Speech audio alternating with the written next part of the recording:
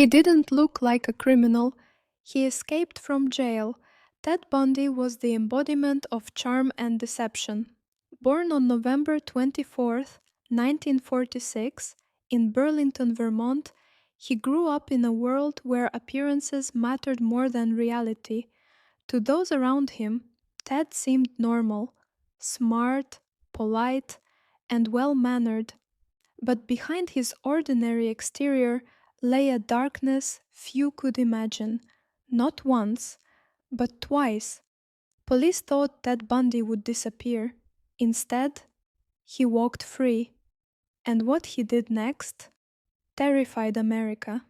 As a young man, he attended the University of Washington, studying psychology.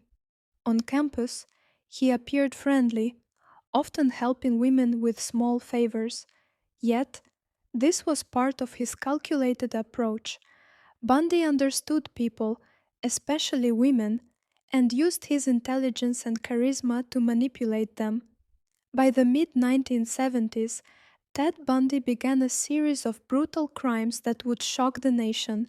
He targeted young women, often pretending to be injured or needing help.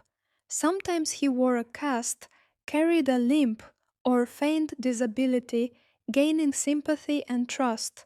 Once alone with his victims, he would attack violently, leaving a trail of terror across multiple states, including Washington, Utah, Colorado, and Florida.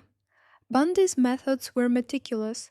He carefully studied law enforcement patterns, often fleeing to new states to avoid capture. Despite his crimes, he maintained a normal social life, even dating women and attending social events.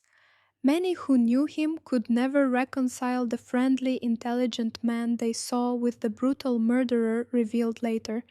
In 1975, Bundy's violent spree led to his first arrest.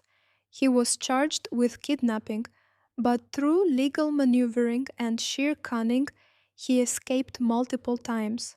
One of the most infamous escapes occurred in 1977 when he jumped from a courthouse window and disappeared for weeks, committing more murders before being recaptured.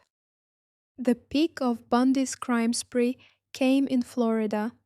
In 1978, he attacked several women at the Chi Omega sorority house at Florida State University, killing 4 young women in a single night.